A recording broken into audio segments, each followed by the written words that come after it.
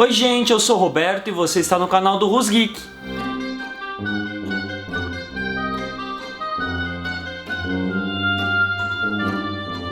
Bem-vindos à 14ª edição do Clássicos da Ficção Científica.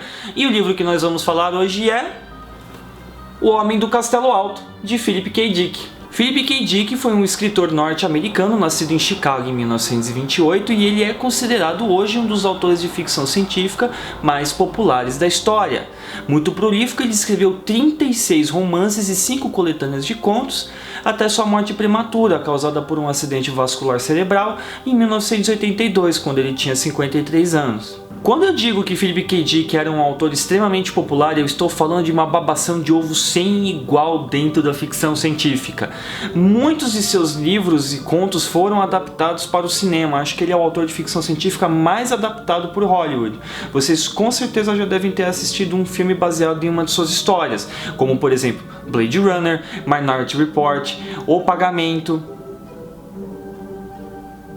Deixa eu pensar. Vingador do Futuro, O Impostor e A Scanner Darkly, por exemplo. Aliás, tem muita gente que considera Blade Runner o melhor filme de ficção científica de todos os tempos, mas vocês digam aí o que vocês acham. Muitos de seus trabalhos, aliás, também foram lançados aqui no Brasil, principalmente pela editora Aleph, de quem é esta edição aqui. Entre eles estão Flume as Lágrimas, disse o policial, Ubik, Os Três Estigmas de Palmer Eldritch, Vales, Realidades Adaptadas, Androides Sonham com Ovelhas Elétricas, que aliás inspirou o filme Blade Runner, e é claro, O Homem do Castelo Alto. Eu sei que muita gente já pediu pra gente falar do Dick aqui no canal e eu escolhi este livro por 3 motivos.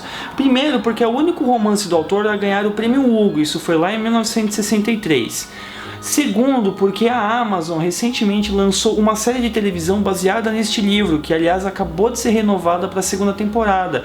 Ou seja, este é um livro que está sendo adaptado enquanto a gente fala.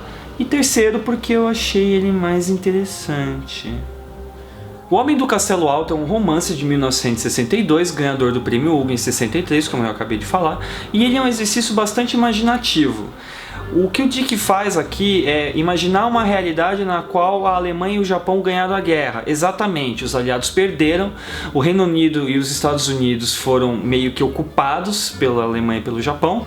E a narrativa conta a história de vários personagens que são entremeados pelo I Ching, o oráculo chinês. Esses personagens são um judeu que busca esconder a sua identidade das autoridades, um antiquário que quer aceitação social, um burocrata que se envolve numa intriga política e uma mulher que vislumbra um universo alternativo ao ler um livro clandestino chamado O Gafanhoto Torna-se Pesado, no qual o autor imagina uma realidade na qual os Estados Unidos e o Reino Unido teriam ganhado a guerra. De uma forma ou de outra, todos os personagens entram em contato com esse livro clandestino e a protagonista feminina vai em busca do autor, que ela acredita ser capaz de revelar certos segredos sobre a realidade na qual ela vive. O que Dick faz neste livro é sobrepor fatos reais e ficcionais.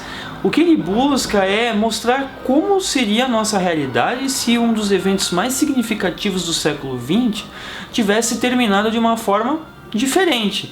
Realmente, essa é uma perspectiva assustadora. Aqui, os nazistas meio que dizimaram a África, impuseram leis raciais por todo o mundo e continuam sua perseguição aos judeus. Realidades alternativas e identidades falsas são temas recorrentes na ficção de Dick. Humanos e androides não são o que parecem, entidades escondem a verdadeira face das coisas e determinadas realidades também detêm segredos profundos. Ao falar do que não era real, Dick procurava chegar ao núcleo do real. E como nós vivemos numa era repleta de simulacros, eu acredito que isso torna os livros de Dick cada vez mais atuais. Eu achei O Homem do Castelo Alto uma leitura mais interessante do que os outros trabalhos de Dick. Eu sei que tem muita gente que pediu para eu ler o Ubik e falar aqui, mas esse aqui me pareceu mais interessante. Por quê? Porque eu não estou tão interessado em ver como o Dick tratava de identidades falsas, mas sim como ele construía realidades alternativas. Uma coisa que vale a pena destacar nesse livro é que ele tem uma protagonista feminina forte, o que é raro na ficção do autor.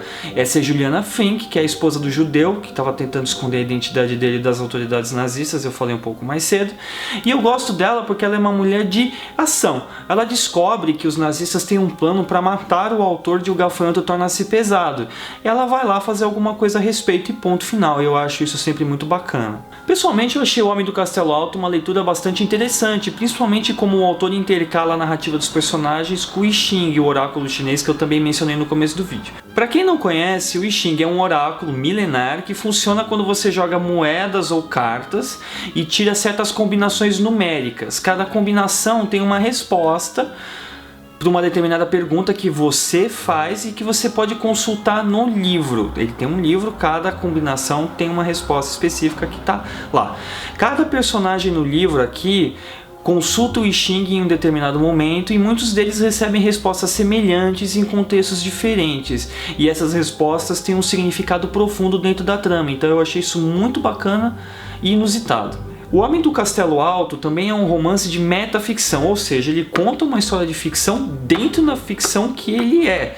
Essa ficção é o Gafanhoto Torna-se Pesado, que tem uma importância narrativa muito forte dentro deste livro, o que também é muito legal e sofisticado, porque poucos autores se aventuram a tratar desses conceitos. Bom, leitores desacostumados com o trabalho do Dick podem achar este livro lento e desprovido de ação, mas eu aconselho que você siga em frente, porque a narrativa dele reserva surpresas quando ela se aproxima do final. Alguns críticos argumentam que trabalhos anteriores do Dick se perdiam em labirintos de ideias e tramas super complicadas e que ele perdia controle da história. Porém, quando ele não perdia controle da história que ele estava contando, ele era um autor extremamente inventivo e capaz de acessar reinos que nenhum outro escritor da ficção científica era capaz. E eu acredito que O Homem do Castelo Alto seja esse caso. Essa edição super bonita da Aleph conta com uma tradução de Fábio Fernandes, que também escreveu um pós-fácil no qual ele fala da vida e da obra do autor. Aliás, se você quiser ganhar um livro de ficção científica da Aleph, se inscreva aqui no sorteio do Duna. Você pode participar até o final de fevereiro. Dá uma conferidinha lá, tá? Se vocês quiserem conferir outros livros que tratam de realidades alternativas, bom, boa sorte, porque tem um monte, não vou ficar falando deles todos aqui. Mas é interessante falar que O Homem do Castelo Alto foi inspirado num livro chamado Bring the Jubilee, de 1953, que fala de um passado no qual os confederados, que eram o exército do sul, ganharam a Guerra Civil norte-americana. Uma outra sugestão é a animação japonesa Jinro, a Esquadra do Lobo, de 2001, que é bastante parecida com esse livro aqui. Da mesma forma que em Homem do Castelo Alto, ela mostra uma história onde os alemães e os japoneses ganharam a guerra, só que ao invés de se passar nos Estados Unidos, o desenho se passa no Japão. Também tem um livro chamado Selva Brasil, de um escritor brasileiro chamado Roberto de Souza Causo, que curiosamente é meu pai, que curiosamente também é colunista do Rusgeek, que imagina um Brasil que nunca saiu da ditadura. Então aí estão só alguns exemplos, caso você se interesse por um livro parecido com esse, goste desse tipo de história, mas aí vocês também podem procurar e mandar sugestões. E é isso, gente, eu espero que vocês tenham gostado, se inscrevam aqui no canal, deixem seu joinha e assistam nossos outros vídeos. Fiquem de olho porque o nosso próximo Clássicos da Ficção Científica será estrelado pela Gabi e não por mim. Ela vai falar do livro O Planeta dos Macacos, de Pierre Boulle, enfim. Até a próxima, tchau, tchau!